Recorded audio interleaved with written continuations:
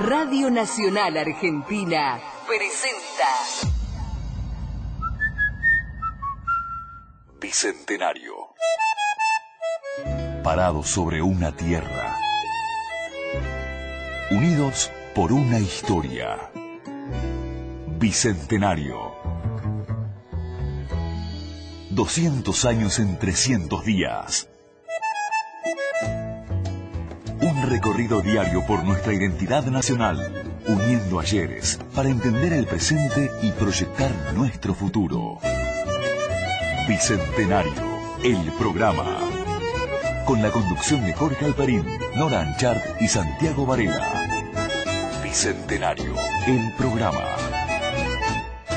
Y ahora, ¿cómo hacemos? ¿De qué hablamos en el programa Bicentenario de hoy? A ver. Una especie de introducciones, porque quisiera sentirme un poco como si estuviera en la misma habitación donde usted oye ahora este disco. Y cuando digo usted, usted no existe para mí. Y sin embargo, vaya si existe, porque usted y yo somos este encuentro desde tiempos y espacios distintos, una anulación de esos tiempos y esos espacios, y eso es siempre la palabra y la poesía.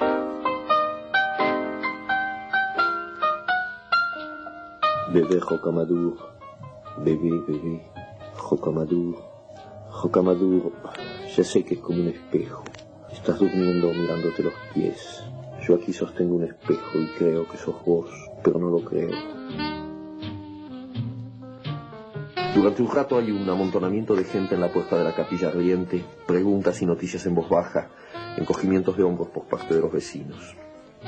Agotados por un esfuerzo en que han debido emplearse a fondo, los deudos amenguan en sus manifestaciones, y en ese mismo momento mis 3 primas segundas se largan a llorar sin afectación, sin gritos, pero tan conmovedoramente que los parientes y vecinos sienten la emulación, comprenden que no es posible quedarse así descansando, mientras extraños de la otra cuadra se afligen de tal manera, y otra vez se suman a la deploración general. Otra vez hay que hacer sitio en las camas, apantallar a señoras ancianas, aflojar el cinturón a viejitos convulsionados.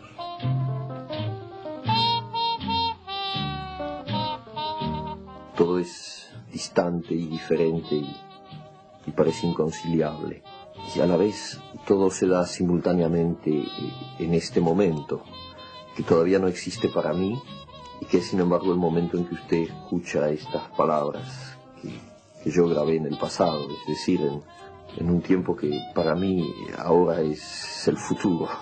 Juegos de la imaginación, dirá el señor sensato que nunca falta entre los locos, como si eso fuera a decir algo, como si supiéramos lo que es un juego en el fondo y sobre todo lo que es la imaginación.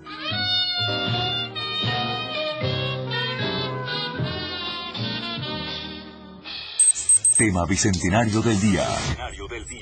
Julio Cortázar, el autor de Rayuela, el que trajo en sus cuentos la presencia de lo fantástico en la vida cotidiana, el abanderado del boom de la literatura latinoamericana junto a Gabriel García Márquez, Mario Vargas Llosa, tantos otros realmente de Latinoamérica. El hombre que se apasionó con la revolución cubana y con la revolución sandinista en su madurez. El hombre que se jugó en lo político y en determinado momento sintió hasta el conflicto entre escribir literatura o escribir en términos políticos. Y hizo las dos cosas, por supuesto. Hizo las dos cosas porque incluyó la política en la literatura. Claro, y muy bien las hizo.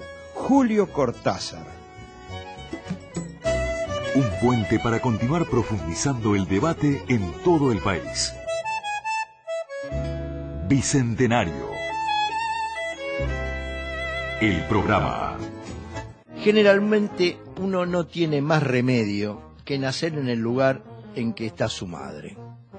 Y la mamá de Julio Florencio Cortázar, María Herminia de Scott o Scott, estaba en Bruselas, porque papá Cortázar trabajaba en la Embajada Argentina, que fue el lugar donde nació Julio en 1914.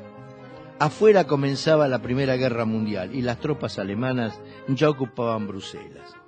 Luego la familia se trasladó a Suiza y más tarde recalarían en Barcelona, donde Julio supo jugar en el Parc Güell de Gaudí. Luego recordaría de alguna manera. Terminada la guerra en el 18, la familia regresa a la Argentina instalándose en Banfield. El padre se separa y, como tantos casos, abandona a su familia. De él dirá: nunca hizo nada por nosotros. Julio queda con su madre, su hermana menor Ofelia y su abuela. De su Europa natal traería esa R afrancesada de la que jamás pudo desprenderse. Por eso su voz es tan inconfundible. Cortázar tiene asma, es un chico frágil que suele pasar largos días en cama. Allí, por iniciativa de su madre, se rodeará de libros. Entre ellos descubre a Julio Verne. En el cuento Los venenos se encuentran algunos rasgos autobiográficos de esa época. En 1923, con solo 9 años, Cortázar escribe su primera novela, que su madre guardó amorosamente, aunque él declarara años más tarde que hubiera querido quemarla. En el 28, segundo gobierno de Irigoyen, comienza a estudiar para maestro normal. Luego ingresa en el Mariano Acosta, un clásico, y en el 35 se recibe de profesor normal en letras. Paralelamente comienza a interesarse por el box. Seguramente debe haber influenciado que en las Olimpiadas de Los Ángeles, en el 32, Argentina obtuvo 3 medallas en boxeo. El box estaba en boca de todo el mundo. Como profesor estará 6 años enseñando en Bolívar, Saladillo y Chivilcoy. En el 38 publica bajo el seudónimo de Julio Denis. ¿Qué seudónimo? Julio Denis, su primer poemario, Presencia. Paralelamente sigue escribiendo cuentos. En el 43 publica por primera vez con su nombre el poema Los Reyes. Aunque no tiene título universitario, en el 45 da clase de literatura francesa en la Universidad de Cuyo. En el año 46 Cortázar, que había sido fuertemente antiperonista, renuncia y regresa a Buenos Aires. Aquí trabaja como gerente en la Cámara del Libro y ocasionalmente como traductor. Vive una existencia solitaria y bohemia. El propio Julio dirá: de 1946 a 1951, vida porteña, solitaria e independiente, convencido de ser un solterón irreductible, amigo de muy poca gente, melómano lector a jornada completa, enamorado del cine, burguesito ciego a todo lo que pasaba más allá de la esfera de lo estético. Se define bien. No es casual que sea Borges quien en Sur publica en el 46 su primer cuento, La casa tomada. En el 48 escribe su primera novela, Divertimento, que será publicada póstumamente. En el 49 viaja a Europa y en el 51 se va nuevamente a París becado. Allí trabaja para la UNESCO, publica Bestiario, su primer libro de cuento, y en el 53 se casa con Aurora Bernardes. En el 59 se editan Las armas secretas. El año siguiente viaja a Argentina y publica una novela escrita durante ese viaje en barco, Los premios. En 1963 se produce una bisagra en su vida. Invitado por la Casa de las Américas para ser jurado en un concurso, viaja a Cuba y ve de cerca la Revolución Cubana. Cortázar ya no volvería a ser el de antes, y él lo reconoce. Ya nunca dejaría de interesarse por la política latinoamericana y sería un defensor de esa revolución aún incipiente que había conocido. Él mismo dice: la Revolución Cubana me mostró de una manera cruel el gran vacío político que había en mí, mi inutilidad política. Los temas políticos se fueron metiendo en mi literatura. Cortázar fue un autor comprometido con su tiempo. Si bien no dejó jamás París, en toda su producción se puede observar ese compromiso plenamente asumido. Luego vendrá Rayuela, La vuelta al día en 80 Mundo, 62 Modelo para armar. En el 67 conoce en Cuba a la lituana, muy politizada, Ugne Carvelis, con quien formará pareja.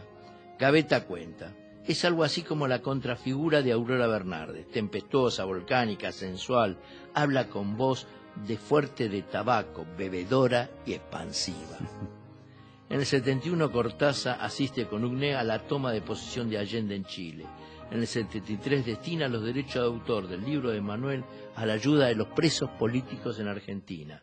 En el 76 viaja a Nicaragua, su otro amor. Se encuentra con Cardenal. Su causa es la causa de Latinoamérica. En el 79 se separa de Ugne y se casa con Carol Dunlop, la escritora canadiense, delicada, culta, sensible. En el 81, año en que obtiene la nacionalidad francesa, se le diagnostica una leucemia. Sin embargo, Carol fallece antes que él, en 1982. En 1983 regresa a Buenos Aires, donde prácticamente es ignorado por el gobierno de Alfonsín. No así por la gente. El 12 de febrero de 1984 fallece en París. Tenía 69 años. Fue enterrado en el cementerio de Montparnasse. Comparte la tumba con Carol. Sobre la lápida los visitantes aún hoy suelen dejar papelitos con la figura de una rayuela.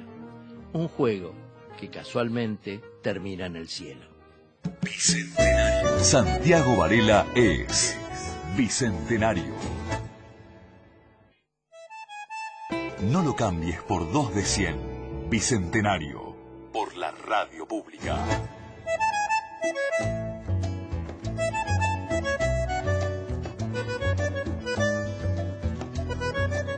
Nos preguntamos cuál es el mayor aporte de Julio Cortázar a la literatura argentina. ¿Cómo se conjuga eso, a su vez, con sus posiciones políticas? Me llamo Pablo de Santis y soy escritor. Para mí lo fundamental de Cortázar está en su aporte a la literatura fantástica. Me parece que en los cuentos fantásticos que escribió a partir de Bestiario está lo mejor de Cortázar. Continuidad de los parques o Las puertas del cielo son cuentos realmente extraordinarios y que lo convierten en uno de los clásicos de la literatura fantástica del mundo. Cortázar acerca mucho a los jóvenes a la literatura porque es una literatura muy vital, pero eso no creo que sea algo negativo, sino creo que es lo máximo que puede tener un autor, ¿no? El hecho de que haya un elemento en su obra con el cual los jóvenes pueden sentirse representados, para mí eso es lo más extraordinario que puede tener un escritor. Pasa con Cortázar como pasa con Salinger, por ejemplo, el escritor norteamericano, ¿no? Pero me parece que eso representa algo muy bueno en Cortázar. Tuvo un trabajo político importante, digamos, lo mejor de eso fue, digamos, su lucha por los derechos humanos. Yo creo que eso no está ligado a lo mejor de su literatura, ¿no? El Cortázar más reaccionario es mucho mejor escritor, por ejemplo, el que aparece en Las puertas del cielo, donde hay una posición antiperonista feroz, mucho mejor que el Cortázar más progresista, ¿no? Por ejemplo, hay un libro de Cortázar que se llama Fantomas contra los vampiros multinacionales, por un lado muy bien intencionado, pero estéticamente completamente fallido. Eso es algo, bueno, que la literatura a veces nos presenta así, ¿no? Digamos, nuestras simpatías con las ideas de un escritor a lo mejor no se reflejan en nuestro gusto por ciertas zonas de la obra de ese escritor. Pues sabés que cuando Cortázar estuvo en Buenos Aires, vos contaste, Varela, en el 83, un año antes de su muerte, y que efectivamente el gobierno de Alfonsín no lo quiso recibir porque tenía miedo de quedar identificado con un tipo que estaba con un compromiso tan abierto con la Revolución Cubana y demás. Sí, fue una característica, el miedo a...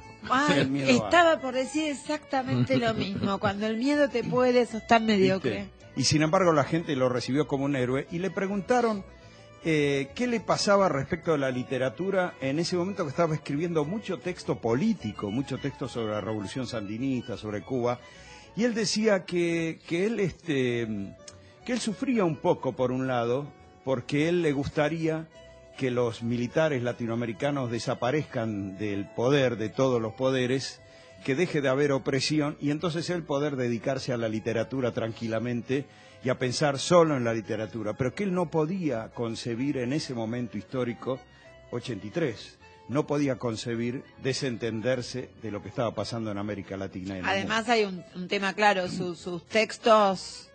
Cronopios y sus textos como Rayuela son intrincados, son no de lectura fácil, digo, algunos hasta abdican a la mitad o vuelven a empezar en otro momento, o si en algún lugar te dicen, ojo, te recomiendo que leas el 17, leen el 17, claro. Digo, el capítulo. Entonces, para poder defender determinados valores no tenía más remedio que ser explícito, algo que le molestaba muchísimo para la libertad de expresión que él tenía. Claro, era sumamente libre, él creaba palabras, rompía acá había que ser más lacio. Narrativa. Y la circunstancia histórica lo limitaba. La pieza, hay una pieza oratoria de él, creo que es de 1982, cuando en Argentina estaba el problema de la guerra de Malvinas, y él hace desde allá un apoyo a las madres de Plaza de Mayo, que realmente es una pieza de literatura de todos modos. Pero se puede entender la diferencia entre el escritor político, o el escritor que nació político, que también es una cuestión diferente, ¿no? Quien nació escribiendo con una mirada política tiene menos dolor a la hora de tener que expresarse que quien aprendió, quien primero transitó la literatura exquisita. Sí, él tuvo actividades políticas antes, pero, por ejemplo, era antiperonista a muerte. Sí, al principio. Bueno, eso le salió bárbaro, porque La Casa Tomada, que la mitad de la biblioteca dice que es un panfleto antiperonista, la otra mitad decimos simplemente que aunque lo sea, es una excelente obra, está maravillosamente escrita. Sí.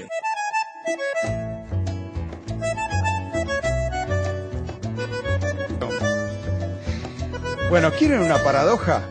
El boom mundial de la literatura latinoamericana estalló en los años 60 desde Buenos Aires con el colombiano Gabriel García Márquez y desde París con el argentino Julio Cortázar.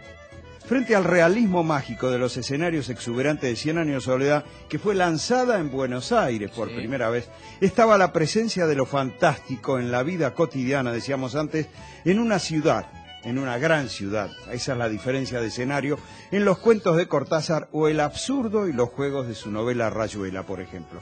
En un reportaje que le hicieron en 1983 para la revista Paris Review, un año antes de su muerte, Cortázar contó que su interés por lo fantástico había nacido en su infancia. Dijo: casi ninguno de mis compañeros de clase tenía sentido de lo fantástico.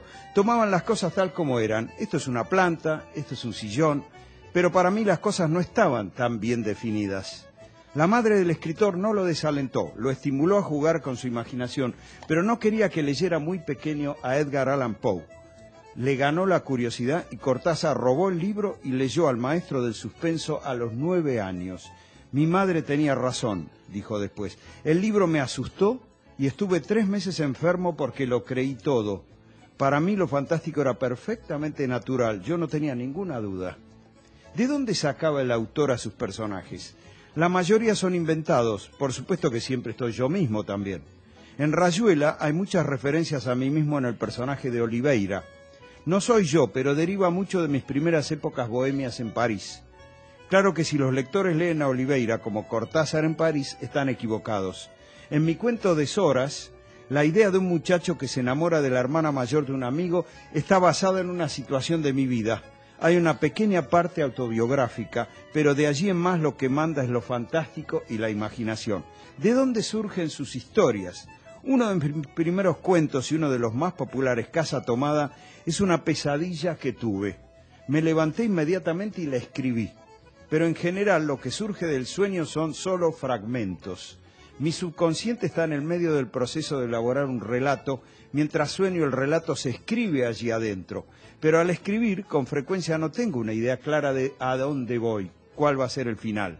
Fíjense ahora para qué hermosas reflexiones le sirve a Cortázar la figura de una planta. Está hablando del barroco en la escritura y de los estilos sobrecargados de adjetivos y las oraciones muy largas. Y dice: yo estoy más del lado de Jorge Luis Borges. Él ha sido siempre un enemigo del barroco. Tensó su escritura como con pinzas. Yo escribo de manera muy diferente que él, pero la gran lección que me dio la literatura de Borges es la economía. Me enseñó que uno debía tratar de decir lo que quería con economía, pero con una economía bella. Esa es la diferencia tal vez entre una planta, que sería considerada barroca con su multiplicación de hojas, casi siempre muy bella, y una piedra preciosa, un cristal. Eso es para mí todavía más bello.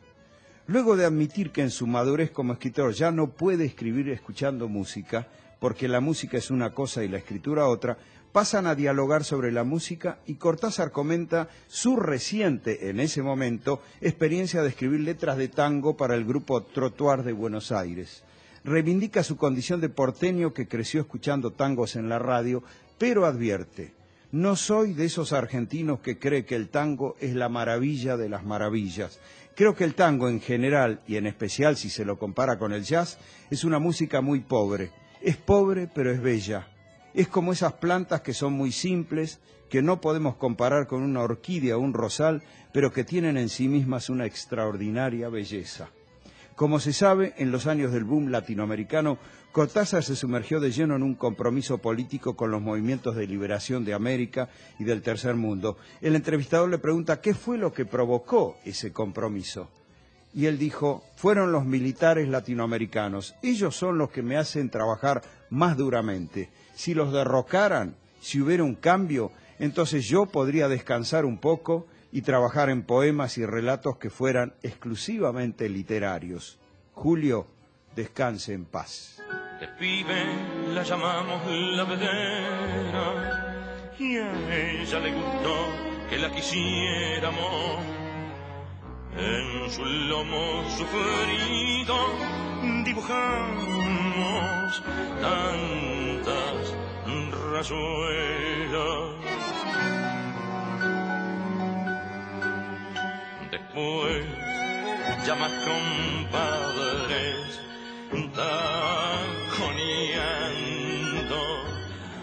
dimos vuelta manzana con la barra silbando fuerte para que la rubia del almacén saliera con sus lindas trenzas a la ventana.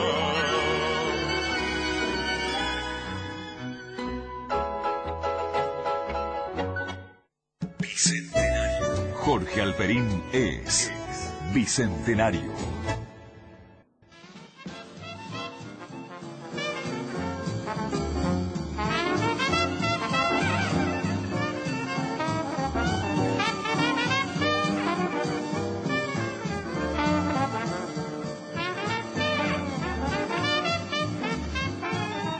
Y para muchos de nosotros hablar de Cortázar es necesaria, precisa y enfáticamente hablar de jazz.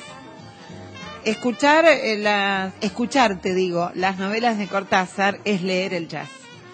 Él escribía de esa manera, escribía jazzísticamente, desordenando las palabras e improvisando permanentemente con ese ritmo que él llevaba desde hace mucho tiempo en la sangre. En sus obras, Cortázar desordenaba el arte en favor de la vida, cuestionaba el orden establecido. Rayuela la hemos mencionado muchísimo a lo largo de este programa. Es quizás uno de los cuentos, una de las novelas, uno de los trabajos emblemáticos de él respecto del jazz introducido. Y ni hablemos entonces del Perseguidor. El Perseguidor, donde directamente el protagónico es el jazz. Cortázar tocaba el clarinete, según cuenta su hermana en alguna biografía, y desde muy chiquito había practicado con el piano. Por un lado, había sido la influencia de su mamá y de su tía, que tocaban a 4 manos el piano. Por otro, esa casa, su casa, que había visto nacer el disco, esta es una frase encomillada de Cortázar, donde él y muchos otros fanáticos transitaban por las notas de Louis Armstrong, que alternaban con sopranos, tenores y barítonos italianos, y ese nefasto minué de Penderecki, que era la música clásica que se tocaba en muchísimos hogares de clase media. Su curiosidad por la música lo había topado de joven con su primer amor, que es Claudia Muzio. Claudia Muzio era una soprano lírica italiana que nació allá por 1889, que en 1919 vino por primera vez al Teatro Colón y que lo deslumbró a Cortázar, que fue de la mano de sus tías a ver la ópera Norma, y a partir de ahí quedó eso. Él fue su primer amor, decía Claudia Muzio. Él decía, es cierto, yo toco la trompeta, pero solo como desahogo, en realidad soy pésimo. En El argentino que se hizo querer de todos hay una anécdota muy interesante que tiene que ver con el Cortázar amante del jazz. El miedo a los aviones hizo que en 1968 Julio Cortázar, Gabriel García Márquez y Carlos Fuentes vivieran una noche bastante peculiar durante un viaje en tren que compartieron desde París a Praga.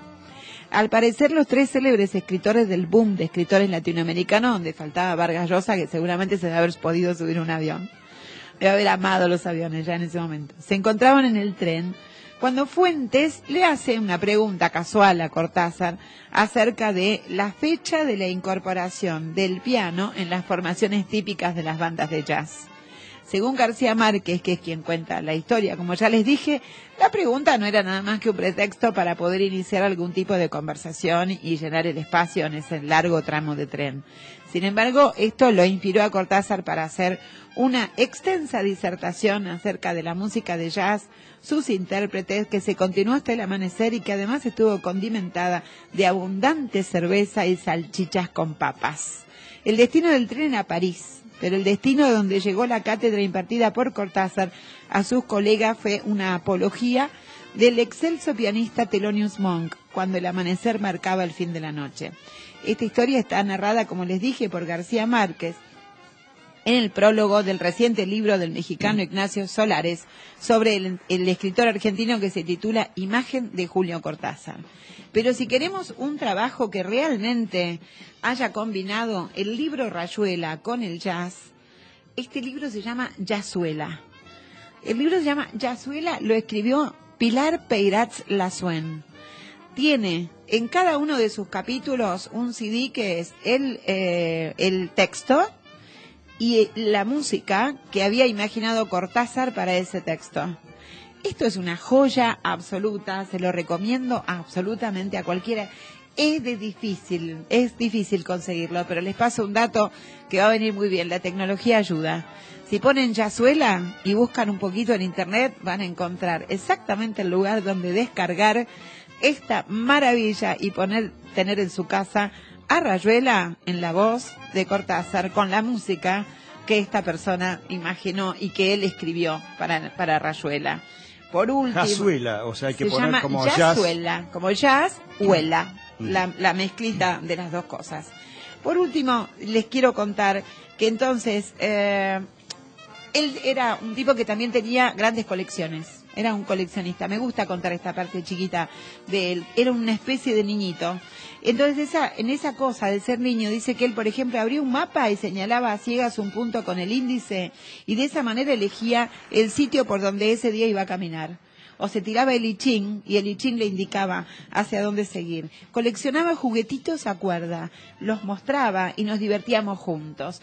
¿Quién cuenta esto? Saúl Yurkevich, el hombre que fue el albacea de Julio Cortázar y que junto con su última mujer fueron los encargados de editar las últimas obras póstumas de Cortázar. Este hombre, dice, armaba móviles y hacía como esculturas, tenía su propia fauna. ¿Y saben cómo las armaba? Al ritmo del jazz.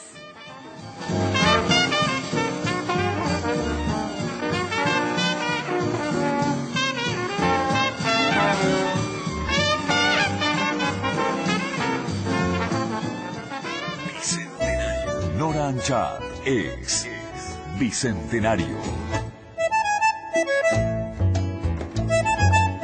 Bueno, Alterín, lo felicito por el programa. Realmente es un lujo escuchar en la radio esta altura que tienen ustedes para el programa, para la selección que hacen. Sinceramente es un placer, los felicito. Soy Hilda de Villa Urquiza. Cariño para todos. La oyente habla de altura. Altura era la de Cortázar, 1,90 m. Eso. 1,90 m, y decíamos fuera del micrófono que padecía una enfermedad que no envejecía, por eso a los 69 años que se murió, tenía un aspecto mucho más juvenil. Linda enfermedad. A mí me encantaba, sí, ¿qué querés que te diga? Además era un hombre tan absolutamente atractivo. Tan absolutamente. Sí, tenía atractivo. su arrastre el hombre. Por favor. Tenía su arrastre, ¿no? Su chamullo. Nunca me voy a olvidar una anécdota. Yo tenía una foto, la famosa foto de Cortázar con el cigarrillo.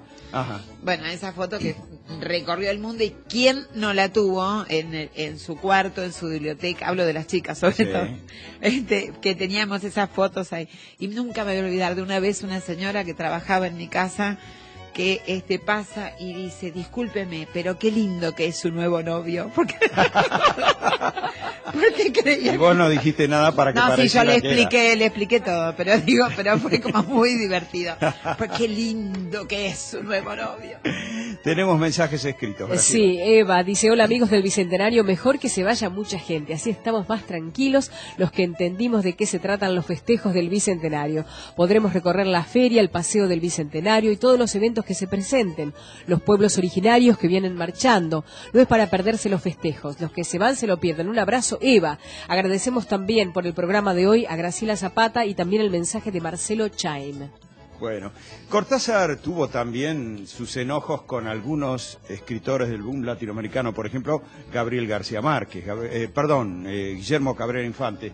Guillermo Cabrera Infante hizo una ruptura con la Revolución Cubana, se opuso. Yo tuve oportunidad de entrevistarlo hace unos años, y estaba muy tenazmente enfrentado con la Revolución Cubana, y esto lo enfrentó también en contra de Gabriel García Márquez y de Julio Cortázar. Cabrera Infante no dejaba de reconocer la calidad de la literatura de Cortázar, y sospechó que Cortázar y Gabriel García Márquez reconocían la calidad de la literatura de Cabrera Infante, una de las mejores literaturas, pero estaba enceguecido por un odio bueno, contra la revolución. es como reconocer a Vargas Llosa. Digo, a mí me sigue gustando la literatura de Vargas Llosa, Sí, pero no claro. quiero ver ninguno de sus manifiestos políticos. Claro, Es una contradicción terrible que me despierta. Y es impresionante que uno aprecie en un hombre unas cualidades extraordinarias como literato, escribiendo, incluso ensayos literarios son maravillosos de Vargas Llosa, y al mismo tiempo le parezca tan elemental, tan rígida y tan cerrada las posiciones políticas, que convivan en el mismo hombre. Es increíble. Bueno, es una igual- discusión acá con Borges todavía. Claro. Borges también, que claro. mucha gente bueno, a no mí lo no me puede despierta ver, lo mismo. bueno, por eso mucha gente no lo puede ver más allá que como gorila, Sí. y no lo puede ver como un cuentista excepcional. no, bueno, claro. Lo que me pasa con Vargas Llosa es que además en algún momento de su vida no estuvo de este lado de la historia. En el momento Claro. del boom de la literatura Sí. latinoamericana, que eran los 4 grandes Sí. del buen humor, digo, en ese momento, la verdad que estaba del mismo lado que estaba todo Claro, el mundo. Después exactamente. nos sorprendió absolutamente con ese pasaje suyo con Pito Gorri y Bandera a un lugar en que uno no lo reconoce. Entonces los libros están escritos antes. Esto también es real. Sus No, grandes pero novelas son de antes. Pero atención, que la buena literatura de Vargas Llosa también es de hoy. Ahora, si Sí. vos lees su pensamiento político, te escandalizás, pero la literatura de hoy también es muy buena, ¿eh? Sí, También. eso pasa con los grandes artistas, incluso los músicos, ¿no? Teníamos una información, espérate que la encontré por acá, con el tema del libro de Manuel, para contarle a todos los oyentes que supieran de por qué este libro fue tan emblemático. El libro de Manuel es la tercera parte de una trilogía, probablemente que no la haya planeado de esta manera, pero así fue, que fue Rayuela, 62 modelo para armar, y a modo de suplemento, el diario de Andrés Fava. La ciudad era nuevamente París, los protagonistas un grupo de latinoamericanos que intentaban sobrevivir, y las peripecias de un grupo que se llamaba La Joda, que pretendía en Europa seguir peleando contra las dictaduras latinoamericanas. Por eso fue prohibido este libro, no solo en la Argentina, sino en cualquier lugar donde se hablara castellano y fuera latinoamericano. Bueno, y se nos terminó el programa de hoy. Cortázar es para que los oyentes hayan recibido algún estímulo para seguir buscando a Cortázar, Sí. y reencontrarse con la mejor literatura argentina. Contra lo que pasa, se impone pacientemente la rehabilitación. En lo más recaído hay siempre algo que pugna por rehabilitarse. En el hongo pisoteado, en el reloj sin cuerda, en los poemas de Pérez, en Pérez. Todo recayente tiene ya en sí a un rehabilitante. Pero el problema, para nosotros los que pensamos nuestra vida, es confuso y casi infinito.